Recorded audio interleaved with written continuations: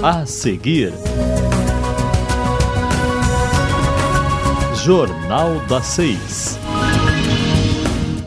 Boa noite, fique conosco, está no ar mais uma edição do Jornal das 6.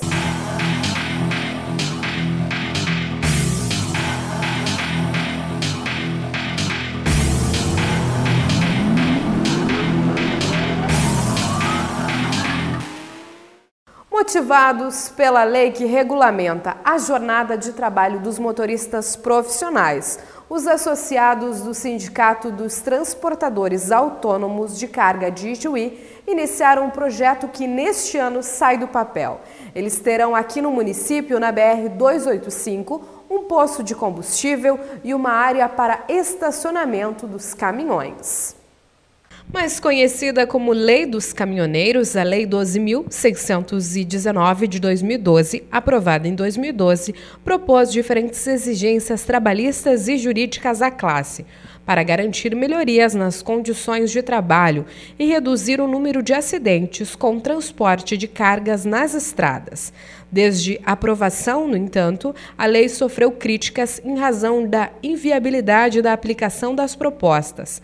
Esta nova lei foi sancionada no ano passado pela presidente Dilma Rousseff.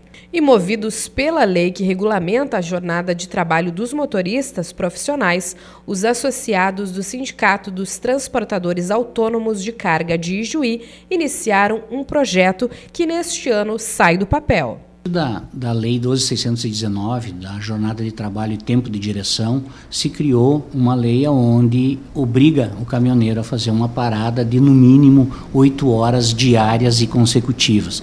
Isto aliado ao número de caminhoneiros que não tem onde ficar hoje, vai aumentar muito mais essa demanda.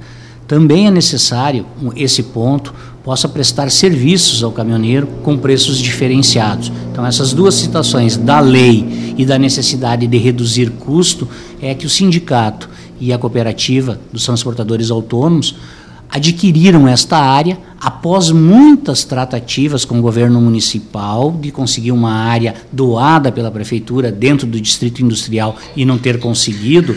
Foi feito essa compra por conta do sindicato e da cooperativa para poder fazer essa frente. Consiste esse projeto todo em ter um ponto de apoio, como já disse, mas ainda com posto de combustível, com oficina mecânica, com chapeamento, com oficina elétrica, enfim, toda a estrutura necessária que o caminhoneiro precisa no dia a dia. Essa área de 5 hectares, além do estacionamento, vai conter essas outras empresas, vai gerar empregos, quer dizer, vai trazer desenvolvimento para o município, o que não foi compreendido pelo Poder Municipal, porque não apostou nessa ideia. Então, os caminhoneiros mesmo, cerca de 300 sócios que tem, dentre as duas, apostaram e, ao longo do tempo, vai desenvolver esse projeto que hoje beira em cerca de 8 milhões de investimento. A partir de 2013, outro projeto que anularia boa parte do que fora aprovado em 2012 começou a circular na Câmara. Sob pressão dos caminhoneiros, em fevereiro passado, os parlamentares aprovaram a nova versão. Segundo o presidente do Sindicate, eles já vêm há muito tempo discutindo e buscaram na prefeitura a doação de um terreno, o que não aconteceu. Então, os associados da cooperativa e do sindicato decidiram comprar a área total de 5 hectares e investir na mesma. Será um total de 230 vagas para caminhões, além de posto de combustível e uma área administrativa. Até o presente momento, o Poder Executivo não tem participação. Inclusive, estamos pleiteando de que nos ajude com aquelas 50 horas máquinas já decretadas em lei para a terraplanagem, o que nesse momento também está difícil.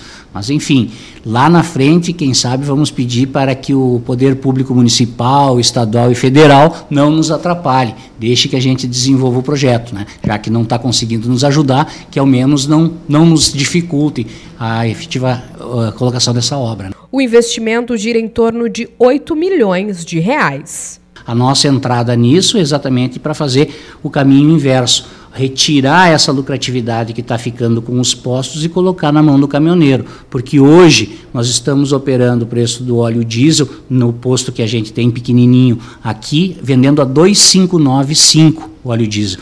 É uma diferença, no mínimo, de 20 centavos por litro que o caminhoneiro passa a colocar no seu bolso. E aí essa intenção de reduzir mais ainda em todos os serviços que vão ser prestados, seja ele de borracharia, seja ele de recapagem, seja ele na oficina mecânica. Quer dizer, a força da união, que sempre foi dito, a benefício do próprio caminhoneiro. Qual a previsão para o início das obras e até mesmo para a conclusão desse projeto? Para início das obras é imediato, né? Então depende só do DENIT autorizar a faixa de domínio junto à BR para começar a terraplanagem, com o auxílio da prefeitura ou sem o auxílio da prefeitura.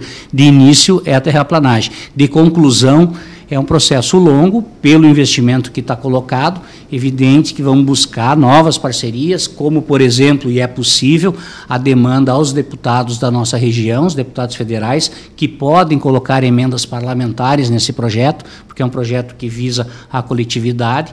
Então, esse será um trabalho em uma das fases que poderá adiantar o processo. Posso dizer que a gente vai iniciar logo. Quando terminar, eu acredito que isso vai muito e muito tempo. E tomara que seja assim, porque cada vez que ele for dando continuidade, é porque novas coisas estão sendo feitas nesta área de 5 hectares. De volta para casa, os militares gaúchos que integraram a missão de paz no Haiti se reapresentaram no 29º Batalhão de Infantaria Motorizado de São Leopoldo, na região metropolitana da capital. E após mais de meio ano fora do Brasil, foi difícil segurar a emoção no reencontro com os familiares. O lado de boinas azuis dá uma ideia do tamanho do batalhão que foi ao Haiti. 103 militares de São Leopoldo partiram em novembro e só retornaram em junho do país da América Central. Hoje foi dia de celebrar a chegada. Depois de 6 meses afastados, mãe e filho estão matando as saudades. Eu tinha saído de casa, sempre em volta de mim, uma saudade imensa, mas graças a Deus aqui são e salvo. Tinha motivo a mãe para ficar tão preocupada assim? Sempre incomodando ela, né?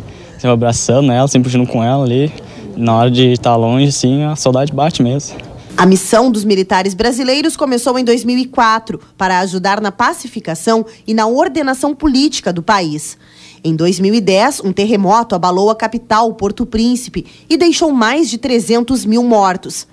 O subtenente Segato já foi 2 vezes ao Haiti. Ele atuou no batalhão que foi construído dentro de Cité Soleil, um dos bairros mais perigosos da capital haitiana. Para ele, já é possível começar a pensar na saída das forças da ONU, porque o Haiti começa a se reorganizar. Hoje dá para dizer que o país ele melhorou, com indústrias estão trabalhando, empregando o próprio haitiano, comércios que trabalham normalmente também com uma segurança um pouco mais eficiente, mas que conseguem trabalhar. O país está melhor, a gente nota isso. Tem mais segurança nas ruas. Parte dos militares também atuou na pacificação das favelas do Complexo da Maré, no Rio de Janeiro. Experiência que pode ser aproveitada pelo batalhão. Nós estamos acompanhando, nós estamos no ano de Olimpíadas e nós temos agora uma tropa bem mais experiente. Eles estão em condições, se por acaso nos for chamado o dever de realizar alguma participação naquelas atividades no Rio de Janeiro, estamos prontos aqui aguardando. Esse é um dos momentos mais emocionantes da solenidade. Os familiares estão trocando as boinas azuis usadas no Haiti pelas boinas verdes. Significa que eles voltaram para casa. Agora, a boina azul vai ser guardada como lembrança de um período de aprendizado e ajuda ao próximo. Não é todo mundo que tem essa oportunidade, sabe? E graças a Deus eu fui agraciado com isso e agora é só manter o trabalho duro daqui para frente. Voltar é muito bom. Voltar é muito bom. A gente, estando lá, a gente às vezes pensava, no retorno para casa. Então, estar em casa é muito bom. Neste mês, o ECA completou 26 anos e nós fomos conversar com o juiz da Vara da Infância e da Juventude de Juí, Eduardo Giovelli, que salienta o que temos a comemorar nestes 26 anos. Neste ano, o Estatuto da Criança e do Adolescente completou 26 anos de criação, sendo criado em 13 de julho de 1990. Neste período, o Estatuto ganhou robustez e se consolidou como principal instrumento de construção de políticas públicas para a promoção e garantia de direitos de crianças e adolescentes. Bom, eu diria que a gama de mudanças, o reflexo do Estatuto da Criança e do Adolescente é muito grande. Ele é uma decorrência da Constituição Federal, o Estatuto veio lá editado em 1990, certo? Ele mudou um quadro que nós tínhamos antes uma legislação, o antigo Código de Menores, que se referia basicamente aos menores de rua, menores abandonados, e o ECA mudou esse quadro. Ele passou a atingir todas as crianças, todos os adolescentes, independente da classe social, do local de residência, cidade, interior, na vila, a grande cidade, cidade do interior. Então, ele mudou um conceito posto atingindo a todas as famílias. Então, ele trouxe mecanismos, ele é um microsistema que regula toda a questão da infância e juventude, crianças até 12 anos, adolescentes de 12 a 18 anos, desde a parte das obrigações da família, obrigações do Estado para com essas crianças, com esses adolescentes, da educação, do lazer, da proteção básica, obrigação da família, como eu disse também, mas, acima de tudo, também responsabilidades, especialmente por parte dos adolescentes.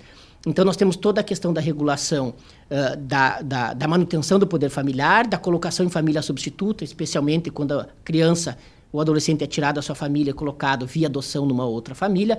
Temos a questão do ato infracional, o crime cometido por um adolescente, que antes nós não tínhamos uma regulação específica e com o ECA nós passamos a ter. A criação dos conselhos tutelares, que tem que ser destacado, um ponto muito importante, que contribui muito nessa evolução que nós passamos nesses 26 anos do ECA. Claro, a nossa sociedade ela vive uma transformação muito grande nesses últimos anos, especialmente na questão dessa forma de educar os filhos, da forma de criar, e o ECA também tem que ser adaptado e ser trazido a algumas realidades modernas que aportaram na nossa sociedade. Eu sempre cito a questão do ato infracional. Se discute muito redução de maioridade penal, não. Me parece, no meu ponto de vista pessoal, que em vez de se reduzir a maioridade penal, tem que se pensar em estabelecer prazos para as medidas socioeducativas naqueles crimes mais graves. Na adoção, por exemplo, o ECA sofreu uma modificação em 2010, que em tese era para facilitar o processo de adoção. Na prática, ele dificultou o processo de adoção. Então, apesar de ser uma lei muito boa, um modelo para todo mundo, nada impede que se façam essas pontuais atualizações em algumas situações em que nós precisamos, concretamente, de atualizar ele para essa nossa realidade dos anos de 2016. A promulgação do ECA em 1990 trouxe uma nova perspectiva de prioridade absoluta às crianças e aos adolescentes e como sujeitos de direitos. Inspirado na Convenção das Nações Unidas pelos Direitos da Criança de 1989, que o Brasil foi o primeiro país a ratificar. Segundo o juiz da Vara da Infância e da Juventude de Juí, Eduardo Giovelli, salienta que os casos de violência contra menores estão diretamente ligados a casos da Lei Maria da Penha. Essa é uma realidade que nós temos vivido e que a gente percebe claramente. A questão da Maria da Penha tem uma relação direta com a questão da infância e juventude, é inegável, e a violência contra a mulher, assim como a violência contra a criança e adolescente, ela está presente em todas as classes sociais. A gente vê no dia a dia aqui do fórum, no trabalho que a gente faz, presente nas classes sociais mais abastadas e nas classes sociais menos abastadas. Quem mora lá na vila, quem mora aqui no centro da cidade, quem mora lá no interior ou quem mora no centro. Independente disso, a violência contra a criança e adolescente e a violência contra a mulher, especialmente, atinge a todas essas classes sociais. Isso é inegável. Talvez, antigamente, esses casos não procurassem o judiciário, fossem resolvidos internamente ou ficassem escondidos. Hoje em dia tem havido a divulgação, tem havido a apresentação e a busca de auxílio por parte dessas pessoas, mesmo das classes mais, em tese, favorecidas. Outra grande novidade foi que, como ECA, pela primeira vez na nossa história, a construção desse marco legal previa a articulação de um sistema com vários atores. Eu não vejo que haja um aumento. Eu acho que esses casos sempre existiram. O que há é que hoje há uma grande divulgação por parte da imprensa, primeiro ponto a ser destacado, e isso tem que ser destacado porque leva a uma conscientização. E o segundo ponto, que as pessoas também estão mais conscientes dos seus direitos. A Constituição de 88 colaborou muito para isso, a ampliação das formas de acesso à justiça, o Conselho Tutelar, redes de proteção dos municípios, Ministério Público, toda uma gama de órgãos que foram criados e que atuam nessa área de proteção, colaboram para que esses casos que sempre existiram, mas que antes muitas vezes não eram investigados, não era procurado auxílio, hoje sejam detectados. eu destaco muito na área da infância e juventude os programas sociais do governo federal, dos governos municipais, Primeira Infância Melhor, os programas de saúde da família, que eles estão muito presentes nas rotinas das comunidades, nas visitações das famílias, e isso colabora muito para que esses casos também sejam divulgados e venham à tona, sejam descobertos, e a partir disso as redes de proteção, Ministério Público Judiciário, Conselho Tutelar, possam atuar.